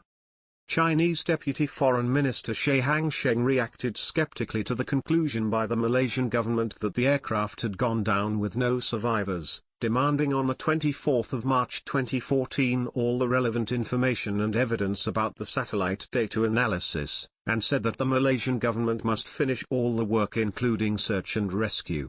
The following day, Chinese President Xi Jinping sent a special envoy to Kuala Lumpur to consult with the Malaysian government over the missing aircraft. Relatives of passengers. In the days following the disappearance of Flight 370, relatives of those on board became increasingly frustrated at the lack of news. On the 25th of March 2014, Around 200 family members of the Chinese passengers protested outside the Malaysian embassy in Beijing. Relatives who had arrived in Kuala Lumpur after the announcement continued with their protest, accusing Malaysia of hiding the truth and harboring a murderer. They also wanted an apology from the Malaysian government for its poor initial handling of the disaster and its premature conclusion of total loss, drawn without any physical evidence.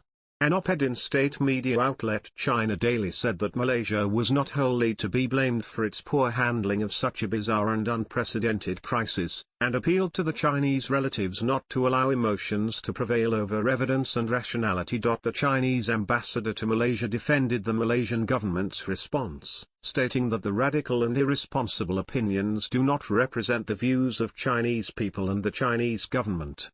The ambassador also strongly criticized Western media for having published false news, stoked conflict and even spread rumors to the detriment of relatives and of Sino-Malaysian relations.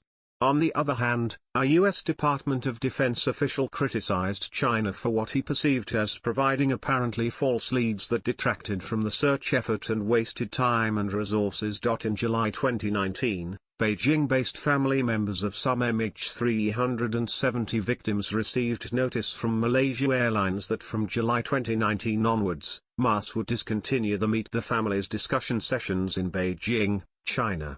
This came after around 50 sessions had taken place. Boycotts. Some Chinese citizens boycotted all things Malaysian, including holidays and singers, in protest of Malaysia's handling of the Flight 370 investigation. Bookings on Malaysia Airlines from China, where the majority of passengers were from, were down 60% in March. In late March, several major Chinese ticketing agencies, Elong, Lee.com, Qunar, and Mango, discontinued the sale of airline tickets to Malaysia, and several large Chinese travel agencies reported a 50% drop in tourists compared to the same period the year before. China was the third largest source of visitors to Malaysia prior to Flight 370's disappearance, accounting for 1.79 million tourists in 2013. One market analyst predicted a 20 to 40% drop in Chinese tourists to Malaysia, resulting in a loss of 4 to 8 billion yuan, RM 2.1 to 4.2 billion, 65 US cents to 1.3 billion. The boycotts were largely led or supported by celebrities. Film star Chen Kun posted a message to Weibo, where he had 70 million followers, stating that he would be boycotting Malaysia until its government told the truth. The post was shared over 70,000 times and drew over 30,000 comments. More than 337,000 people retweeted a tweet from TV host Meng Fei which said that he would join the boycott. China and Malaysia had previously nominated 2014 to be the Malaysia-China Friendship Year to celebrate 40 years of diplomatic relations between the two countries. Air transport industry. The fact that a modern aircraft could disappear in a digitally connected world was met with surprise and disbelief by the public. While changes in the aviation industry often take years to be implemented, airlines and air transport authorities responded swiftly to take action on several measures to reduce the likelihood of a similar incident. Aircraft tracking. The International Air Transport Association, IATA, an industry trade organization representing more than 240 airlines, accounting for 84% of global air traffic, and the ICAO began working on implementing new measures to track aircraft in flight in real time. The IATA created a task force, which included several outside stakeholders, to define a minimal set of requirements that any tracking system must meet, allowing airlines to decide the best solution to track their aircraft. The IATA's task force planned to come up with several short, medium, and long-term solutions to ensure that information is provided in a timely manner to support search, rescue, and recovery activities in the wake of an aircraft accident. The task force was expected to provide a report to the ICAO on the 30th of September 2014, but announced on that date that the report would be delayed, citing the need for further clarification on some issues. In December 2014, the IATA task force recommended that, within 12 months, airlines track commercial aircraft in no longer than 15-minute intervals. The IATA itself did not support the deadline, which it believed could not be met by all airlines, but the proposed standard had the support of the ICAO.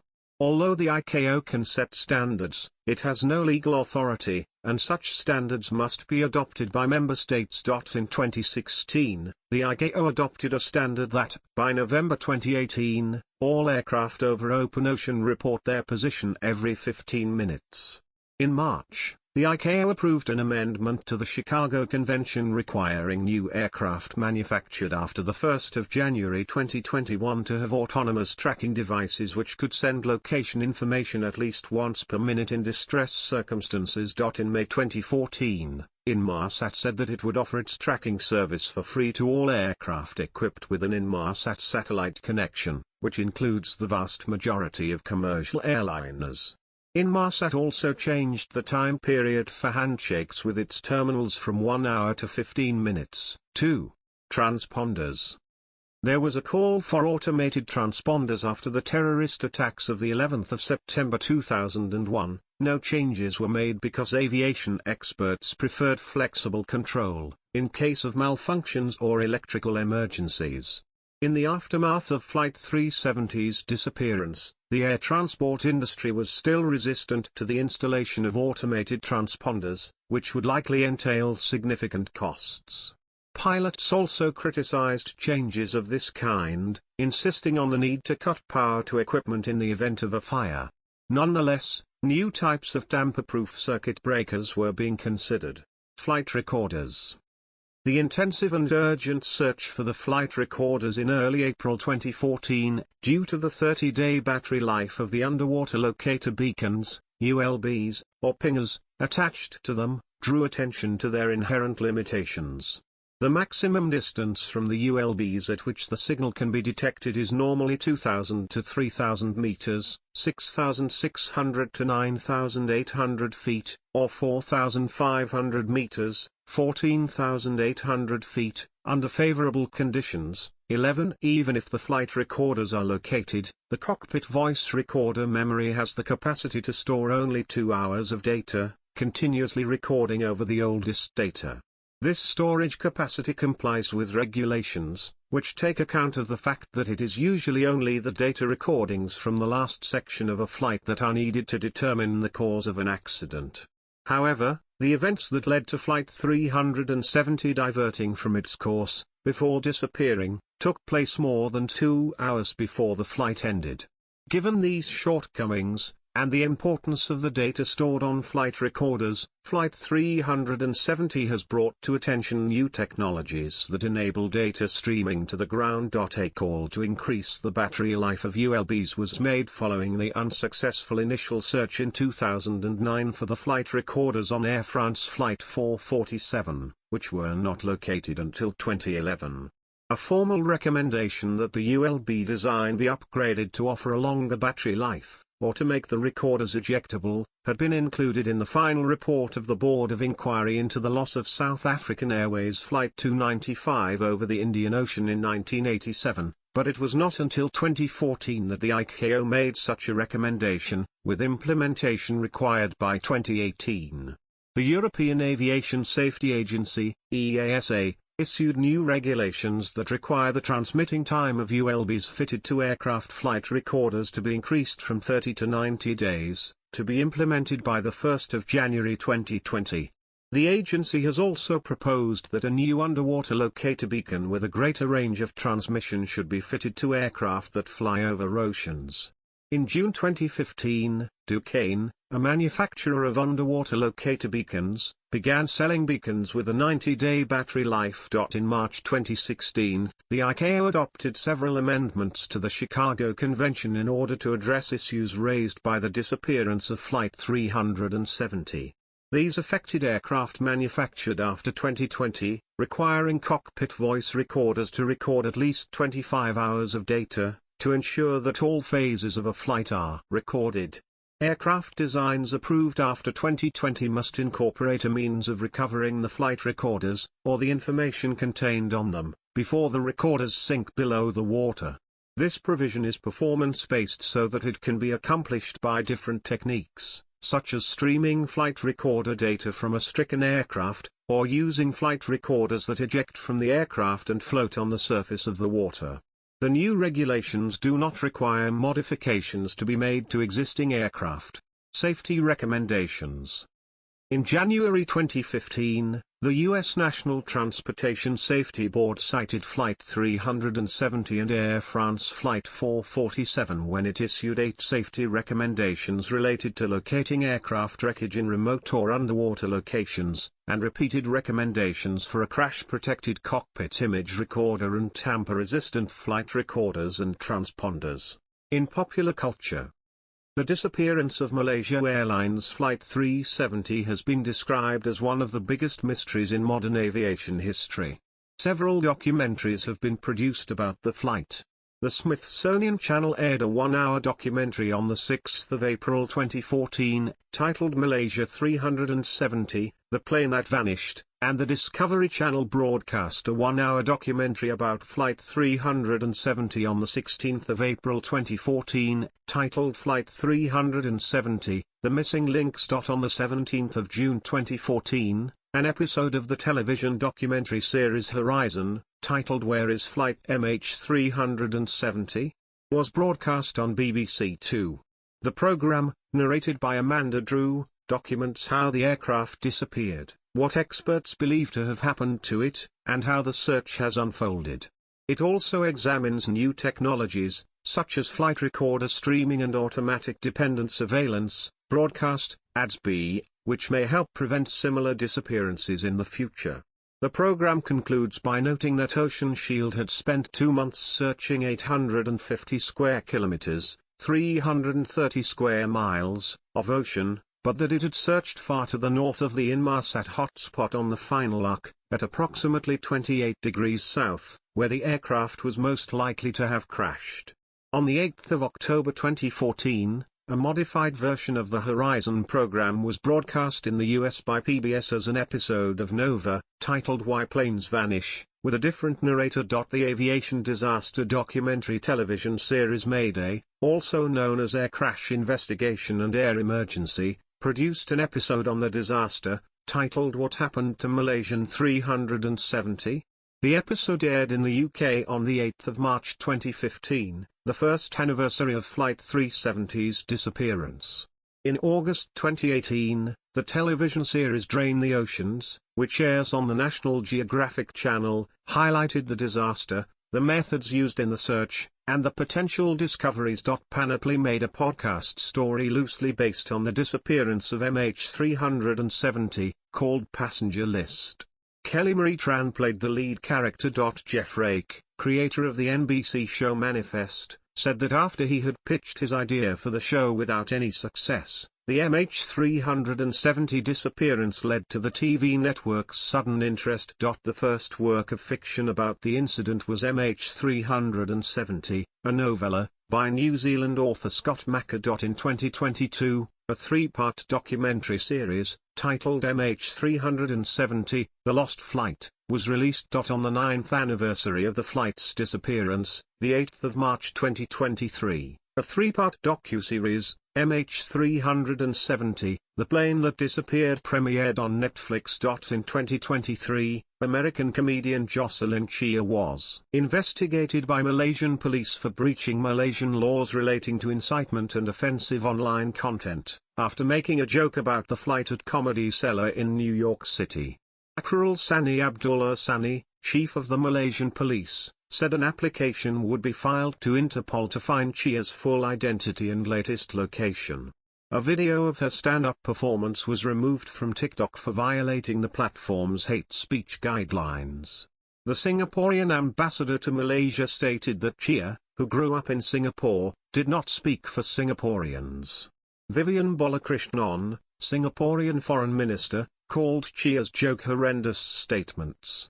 Chia stood by the joke, stating that it was being taken out of context and had been performed over 100 times without complaints before.